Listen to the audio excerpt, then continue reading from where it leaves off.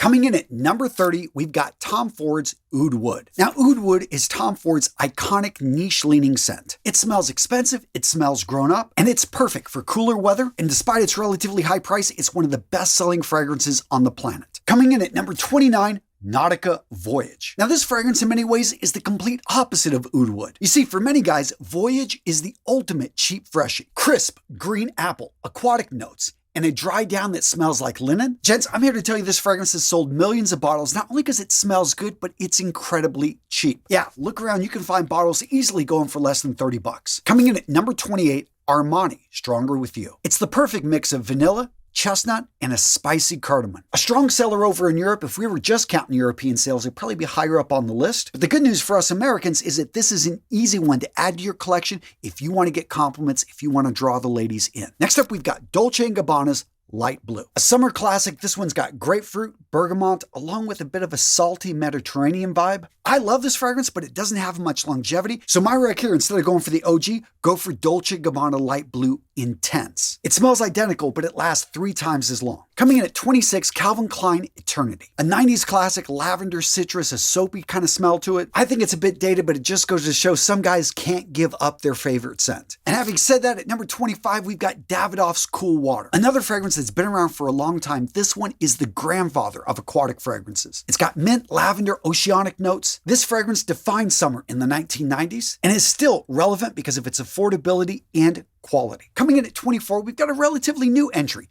Burberry Hero. Now, there are 4 fragrances in this line, and having these fragrances, I can tell you that they are all crowd-pleasing, easy-to-wear fragrances that I think make great gifts. They're all woody, although as you get darker, you go towards the parfum, they get a little bit richer. But this entire line, simple, versatile, masculine, I like them. Now, coming in at number 23, we got a fragrance that some people are going to love, others are going to hate, and that is Spice Bomb. So when Viktor and Rolf came out with this fragrance, I thought it was groundbreaking. It really was. It smells niche. It really tickles the nose. It's got this really distinctive smell of cinnamon, cardamom, and vanilla. Blended really well with a bit of spice, and again, this one cuts through the cold. For me, is one of the ultimate winter fragrances. I personally love it. And again, gents, like many of the fragrances on the list, there are variations, there are flankers. I would go with the extreme version. It's got great longevity and really is absolutely beautiful. Coming in at number 22, we've got the modern classic masterpiece, Dior Homme. And by the way, I'm talking about the 2020 version. The thing is, Dior comes out with a variety of these, changes it up quite a bit. But I thought the 2020 version was great. It's masculine, it's woody, fresh, versatile, classy. This is the type of fragrance you want to wear if you're getting dressed up. Now, what if you want a fragrance that doesn't really smell like anything? Then check out CK1. I mean, yeah, you can't overspray this, and then somebody can pick up the citrus, the tea, maybe a little bit of the musk, but I find that this fragrance is really light, which again is why so many people love it. You can almost use it like a body spray. And the price, because you can find this one at discounters for incredibly cheap. Now, gents, really quick, I know some of you guys are watching this video and you're like, Antonio, this top 30 list is cool, but I want to wear a fragrance that nobody else is wearing. Well, gents, if that's the case, you need to get over to today's sponsor, Max Aroma, and check out their niche fragrance collection. Now, this niche fragrance right here from the House of D'Estaing, this one is absolutely smooth, beautiful, understated, elegant. And when you look at the notes here, yeah, it's a soft, powdery, woody fragrance that is masculine, not overpowering, smooth, beautiful. It's got presence. When you get in close, people are going to pick up on it, but it's not the type of a fragrance that screams for attention. Now, this fragrance right here, M. Micallef's Desire Toxic Intense, and I loved the original. This one is even better.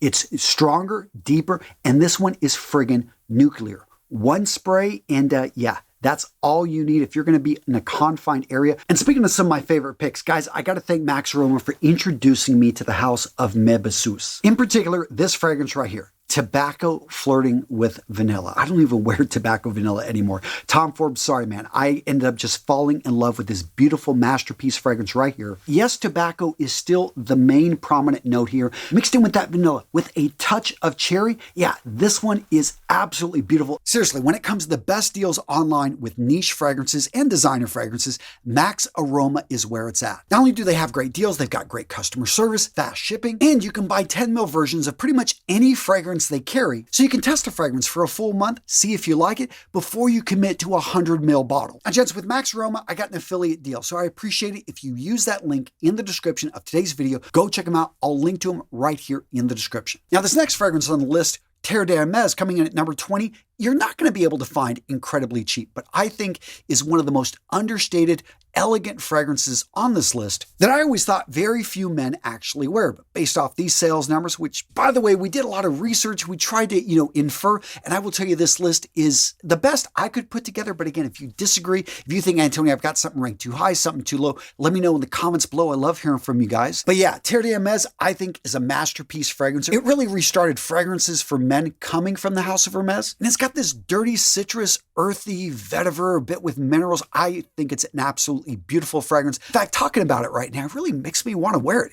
Great fragrance. Coming in at number 19, Mont Blanc Explorer. Now, this is a designer clone of Creed Aventus. Very similar, and we'll get to Creed Aventus. Where do you think that one's going to fall? But yeah, a lot of people, the reason this fragrance sells is everyone wants a cheaper alternative to Creed. So there it is. And it's good. I'm not going to lie. Not as deep, but it's good. Next up, we've got another classic Polo Red. Sweet, sporty, energetic. This one has a unique note, cranberry, mixed in with the amber, with an interesting coffee note that's not overplayed. This one is super popular in gift giving, especially for younger guys. Coming in at number 17, we've got Prada's Luna Rosa. Clean, modern, slightly metallic. The original is a perfect summer scent, but don't sleep on the flankers. Carbon is really popular because it's similar to Sauvage, but it's cleaner, easier to wear, and for a lot of guys, light enough that they don't feel like they're choking people out. Coming in at number 16, we've got Versace's Dylan Blue. The notes here, incense, citrus, patchouli. This is a beautiful blue fragrance. It didn't start the movement for blue fragrances, but it pretty much wrapped it up as the perfect blue fragrance when it comes to projection, when it comes to overall scent profile. Coming in at number 15, we've got one of the best fragrances for young guys out there, especially during the summer. Invictus. By the House of Paco Rabanne, this one has a sweet bubblegum-like smell to it, but it's still somehow masculine with the oceanic notes, the sweet ambergris base. I personally find it a bit synthetic, but I know younger guys love it. And speaking of younger guys, Carolina Herrera Bad Boy. Now, a lot of people saw the bottle here and they think tacky, and Carolina Herrera did a great job listening to their fans. They created something that every single fragrance in this line has pretty much beast mode longevity. Coming in at number 13, Armani Code. Tobacco, tonka bean, warm spices. I was actually surprised this one was so high on the list. I like it. It's more of a mature scent for a man in the evening. Coming in at number 12, Polo Blue. Not really having much to say about this fragrance. I think it's a mid-tier fragrance. It sells probably more than it should because of placement, but it is a fine fragrance if you get it as a gift. But for frag heads, I wouldn't recommend you go out and buy it. But I will recommend number 11 on this list, Valentino Uomo Born in Roma. Vanilla, spicy, modern. This is a fun fragrance coming from the Italian house. For me, I like the way they blended the notes. It's not overly synthetic. It's relatively affordable, and it's got good projection. And speaking of projection, let's go to Mont Blanc Legend. And in particular, I'm going to recommend the new one, the EDP. There's an EDT out there. The EDP's got the gold right there on the label, and again, you can look for it. As many of you guys know, the original was a clone of Abercrombie's Fierce. So this one right here is closer to the original, the EDP, and it's got great longevity. I think it's a crowd-pleasing fragrance, and I can see why it's where it's at on this list. Coming in at number 9, Jean-Paul Gaultier's Le Male. Or is it Le Male? I mean, we can't ask Jean-Paul Gaultier anymore, but I know some of you guys speak perfect French, so let me know down in the comments. But yeah, the original still sells like hotcakes, and I'm not going to recommend the original. I think it's a bit dated. I would rather recommend the Le Parfum or the Elixir. And be careful with this fragrance house because there are so many flankers. It seems like every year for the last 20 years, these guys have come out with a new variation, and I appreciate it, but it does get a little bit confusing. And speaking of flankers, Paco Rabanne's 1 million. Another house that there are tons of flankers out there. And by the way, if any of this confuses you, if you want a simple visual guide, guys, go over to the Brotherhood of Scent. I've got visual guides. We talk about this stuff. We have a lot of fun helping men find the right fragrance at the best price. And then when you get that fragrance, you can share what you're wearing, what you think of it. And right now you can try the group out for free. Seriously, go over to school.com/BOS. That's the Brotherhood of Scent, and check out what I consider to be the best men's fragrance community on the planet. Now back to Paco Rabanne's 1 million. The flankers, and there are many great ones out there, but I'm going to say with this one, go with the original. Yes, they've reformulated it multiple times, but it is still a go-to, especially for a younger guy. You want a fragrance that someone is going to... I've had women follow me around and ask me what I am wearing when I wear this fragrance. So in my own experience, I believe the hype. It is that good. It is a beautiful, just intoxicating scent. Now this next fragrance, I've never had any woman stop me and ask me what I'm wearing, but what I appreciate about this house and the fragrance is that they are all bangers, and that is the Y line by Yves Saint Laurent. Now, if you know your fragrances, you know that these are basically refined blue fragrances. They've got the apple, sage, amber notes. And again, I break all this out in simple infographics if you're trying to make sense of all this. But if you're looking for a gift, and if that person is really big into designers, it's a guy, they are going to love this fragrance. It's pretty much an easy one to give away because it's such a crowd pleaser. And speaking of crowd pleasers for the summer, let's go to the king of summer fragrances, Aquatic. So when Giorgio Armani came out with this fragrance, it had some really groundbreaking notes that set it apart. It was one of the first fragrances that actually was able to capture the smell of the ocean and put it into a bottle. Well, since that time, there have been multiple flankers, but the original is still the best seller. And I think the original is fine, but I would recommend going with either the EDP or the Parfum. Both of these are relatively easy to find. If you look around, you can find them at discounters. I personally own every single one of these flankers, and it's one of the fragrances that got me into the fragrance game. And to be honest, I'm surprised actually how low it is on this list. I thought it would be in one of the top 3. Now, this next fragrance surprised me as well. Gucci Guilty Pour Homme. Not really where it's at on this list, because if you look at distribution, Gucci just owns distribution. They obviously are a very well-named fashion house. But to be honest, when it comes to value, these fragrances are probably not the best value. They are all great. They all smell somewhat expensive. Every single fragrance I've ever smelled in this house is very well blended. But I will say that the house itself is relatively confusing, so make sure that you go into a box store, that you smell these before you buy any of them, because they're actually very different from each other. And with the price of these, you really, you want to make sure you get what you want. All right, so we're getting near the top. Coming in at number 4, this one was no surprise.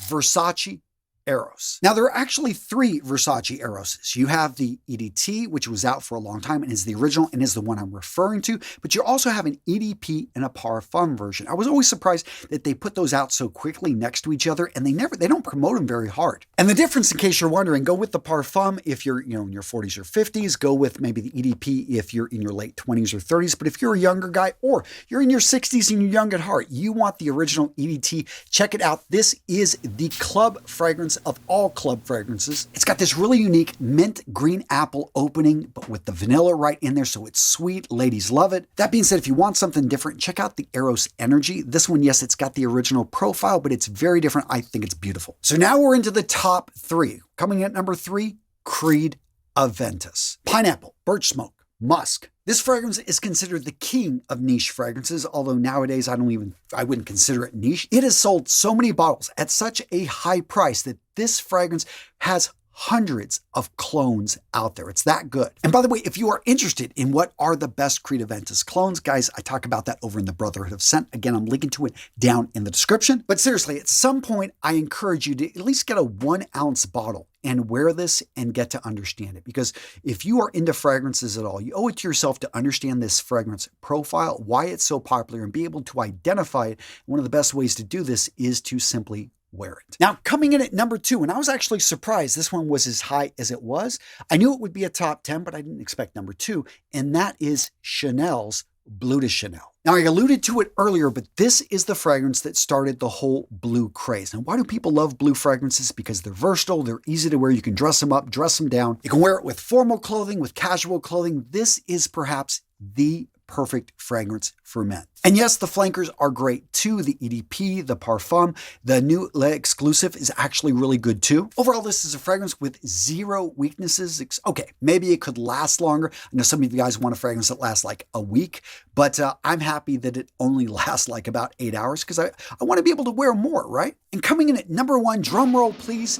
Yes, you guys know what this fragrance is going to be. And part of it is their marketing. Another part is it's just a damn good fragrance. And that is Dior Sauvage. Now, for the numbers I'm talking about here, these are all of the fragrances in this line, so that includes all the flankers. The EDT is by far their best seller, but they've also got that EDP, the Parfum, and the Elixir, which came out a few years ago and started the whole Elixir craze. Yes, the House of Dior continues to create the number 1 fragrance on the planet, at least in terms of sales, right? Now that was a list of the best sellers, but the fragrances I'm wearing right now this season, yeah, check that video out right here. Just released it a little while ago, and if you enjoyed today's video, you're going to love this one because the fragrances I talk about on this list, you, for the most part, are not going to find on this list. I like fragrances that are a little bit more niche, sometimes a little bit harder to find, although I do like, yeah, just find out. Watch the video, boom, right here.